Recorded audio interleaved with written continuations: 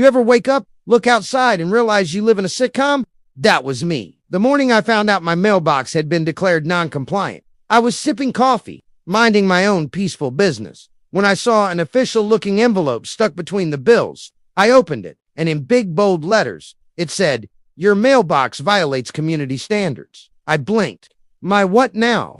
It was the same mailbox that came with the house when I bought it. Black, rectangular, perfectly boring. You could not design a more average mailbox if you tried.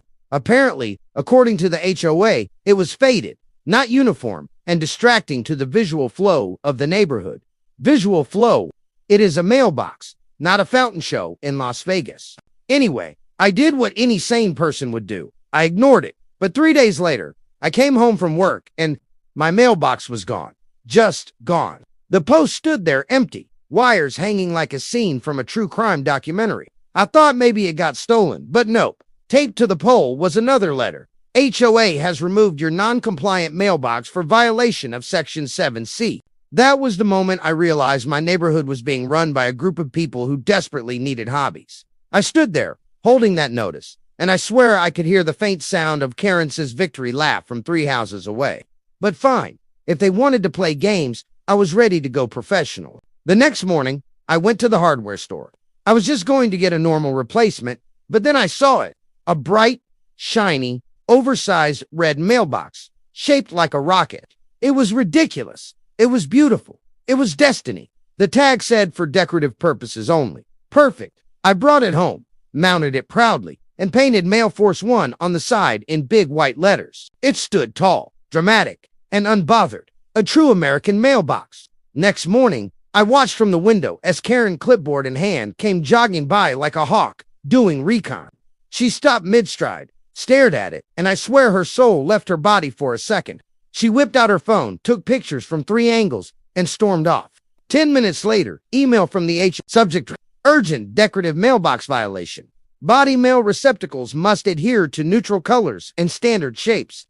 Please remove rocket-shaped object immediately. I laughed so hard my coffee spilled. So, I replied politely, "Dear HOA, thank you for your concern. I assure you this is not a decorative item. It is an aerodynamic communication receptacle." 2 hours later, another email. "This is not a joke." Oh, but it was. Over the next few days, the neighborhood became divided. Some people loved it. Kids took selfies with it. Delivery guys called it the launch pad. But others, mostly the HOA crew, acted like it was the end of civilization. One evening, during a board meeting, they actually discussed my mailbox for 25 minutes. I know because a friendly neighbor streamed it live on Facebook. "His mailbox is a distraction," Greg said.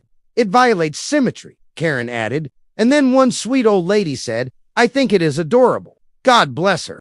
Anyway, they decided to issue a final warning. The next day, I got an official letter taped to my rocket, which honestly made it look even cooler. It said, "Remove or face fines up to $250 per day." So naturally, I upgraded. I attached small solar-powered lights to the base and set a timer so they glowed at night. It looked like the rocket was ready for liftoff. Now, the kids on the street were counting down every evening. 3, 2, 1, Mail Force 1, blast off. Even the mailman started playing along. He would salute it every morning before putting the letters inside. HOA lost its collective mind. Greg called me personally. "Sir, this has gone too far." I said, "Greg, it is just a mailbox. Why do you sound like we are negotiating a hostage situation?" He said, "Because you are intentionally provoking the board." I said, "No, Greg. I am inspiring the neighborhood." There was silence, and then a very dramatic sigh. A week later, I came home to find another letter, this time with red ink. They were serious now. They said if I did not remove it in 48 hours, they would replace it themselves. So I decided to prepare for war, mailbox style. That night, I printed a small sign and stuck it right above the rocket. It said, "Protected by federal mail laws, touch at your own risk." Because here is the thing. Technically, mailboxes fall under federal jurisdiction, not HOA control. They can send nasty letters, but they cannot legally remove or alter anything that handles U.S. mail. So the next morning, when HOA showed up with their little removal crew, I was ready. Karen pointed at the rocket and said, "That mailbox is coming down." The mailman, who happened to be delivering at the time, looked at her and said, "Ma'am, if you touch that, you are tampering with federal property." Karen froze like she just saw a ghost. Greg mumbled, "We will revisit the issue." And they left. No words, just pure embarrassment. That was the day I knew I had one. Since then, Mail Force One has proudly stood in my yard, glowing every night, collecting mail and respect. Even better, the HOA quietly updated their rulebook again. Mailboxes must remain within federal guidelines, which basically means they can never touch it again. Sometimes I sit on my porch, watching neighbors smile as they walk by, and I think, all this over a mailbox. So yeah, the HOA tried to take it, but instead, I made it a landmark. Wait till you see how I replaced it. So, a few days go by. Mail Force One is shining bright. The kids are happy. The mailman's proud. And the HOA, they are plotting in silence. And I should have known. Silence is never a good sign when it comes to people who own clipboards and khaki shorts. It started innocently enough. One morning, I noticed a new letter taped to my door. Not the mailbox this time. Smart move, they learned. It read, "Violation. Unapproved exterior lighting." I laughed so hard I almost dropped my coffee. I was like, "Oh, you mean the tiny solar lights around my mailbox? The ones that cost $5 at Walmart?" Apparently, those lights pose a risk to night visibility and may distract drivers. Distraction? We have neighbors who park pink golf carts on their lawns. But sure, my $5 solar lights are the real menace. So I replied politely again. I wrote, "Dear HOA, thank you for your concern. However, the lighting is a safety feature to ensure the mailman does not trip. Please think of public safety." 2 hours later, Greg called. He said, "We're not debating this. The lights must come down." I said, "Greg, buddy, if the lights are such a problem, why is my mailbox the most popular spot on Google Maps right now?" He paused. What do you mean?" "Oh, yeah," I said. "People tagged it as a local attraction. We already have 3 5-star reviews. One says, 'Best mailbox in the county.'" He hung up. I am pretty sure I heard a blood pressure cuff inflating in the background. Anyway, 2 days later, the HOA held another emergency meeting about my mailbox. Again, my neighbor streamed that one too, because apparently this was the best entertainment our street had seen in years. Karen stood up and said, "This is setting a bad precedent. If we allow this, people will start decorating their lawns however they want." Oh no, freedom! How terrible. Then Greg added, "It is becoming a tourist attraction." And one lady in the back goes, "Exactly. Finally, something fun around here." The board was split right down the middle, half furious, half amused. So they decided to escalate the matter. The next morning, I got a letter, this time in red ink again, saying they were referring my case to the Architectural Compliance Committee. I didn't even know that was a thing. Like, who wakes up and says, "Yeah, I want to be part of the neighborhood architecture police"? Anyway, a week later, I got an email inviting me to a hearing. That's right, a hearing. For a mailbox. I showed up in my best suit, carrying a binder labeled Exhibit A, Freedom of Expression.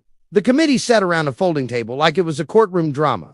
Karen was there, obviously. Greg was sweating. And at the end of the table sat this older gentleman named Mr. Thompson. He looked like the kind of guy who used to teach civics and still believes in laminated documents. He opened the session with, "Mr. Daniels, we are here to discuss your unconventional mailbox." I said, "Unconventional? I prefer the term aerospace-inspired postal technology." Someone coughed to hide a laugh. They started grilling me. Why a rocket? Why red? Why the lights? I answered everything straight-faced. The rocket represents progress. The red represents courage. And the lights represent hope in dark times. You could feel half the room trying not to smile. Then Karen interrupted. "This is ridiculous. We have to enforce standards." Mr. Thompson leaned back, looked at her and said, "Karen, sometimes a little character is good for the community." I almost proposed to that man on the spot. After an hour of back and forth, they voted. 2 for me, 2 against, 1 undecided. Mr. Thompson smiled and said, "Tie goes to the homeowner." Boom. Case closed. Mail Force One was officially approved by the Architectural Committee. But of course, the HOA didn't take that loss quietly. A few days later, they came up with a new tactic. They sent out a community-wide email saying, "Residents are reminded to maintain decorum when decorating exterior property. Excessive attention drawing items may reduce property values." Translation: we're still mad about the rocket. So, just to be nice, I decided to calm things down. I took down the solar lights, but in their place, I added a small motion sensor speaker that plays the sound of a rocket launching whenever someone opens the mailbox. Subtle, classy, patriotic. First morning, mailman opened it. 3, 2, 1, ignition. He burst out laughing. Karen, she nearly had a meltdown. She sent me a furious email titled Sound Pollution Violation. I replied with a screenshot of the HOA handbook. Nowhere, not one word about mailbox sound effects. At this point, half the neighborhood had taken my side. One family even painted their trash bins like little satellites. The street looked like NASA suburbia, and it was beautiful. A few weeks later, I was walking my dog when Greg waved me over. I thought, oh, great, round 12. But surprisingly, he said, you know, I gotta admit, the kids love it. And honestly, it brings people together. I said, thanks, Greg. So does that mean you're dropping the issue? He smirked. Let's just say we're learning to pick our battles, which in HOA language means we give up. Now, every holiday, people decorate Mail Force One with different themes, Christmas lights, tiny flags, even a little Halloween smoke machine. And every time I check the mail, I just smile because that mailbox started as a rebellion, but it ended up as the symbol of our whole neighborhood finally lightening up. I even got a small plaque for it that says, dedicated to every homeowner who just wanted to be left alone. And that, my friends, is how I beat the HOA with a $5 solar light, a rocket, and a whole lot of patience. So next time your HOA sends you a warning letter, just remember, creativity is a lot harder to regulate than paint color. A few peaceful weeks went by. No letters, no meetings, no angry knock from Greg, just birds chirping, mail being delivered, and the faint sound of a rocket launch every time the mailman opened the box. But I should have known. .com never lasts long in HOA land. One morning, I woke up to a new email titled Community Aesthetic Review, Proposed Amendments. Ah, yes, the HOA equivalent of a horror movie jump scare. Apparently, the board had decided to rewrite the neighborhood guidelines just to include a new section banning non-traditional mailbox designs. I laughed so hard I nearly spilled my cereal. They actually made a rule, just because of me. Imagine living such a thrilling life that your mailbox inspires new legislation. I walked outside and saw Karen pacing in front of her driveway with a clipboard. She looked like she was preparing for war. Morning, Karen, I yelled cheerfully.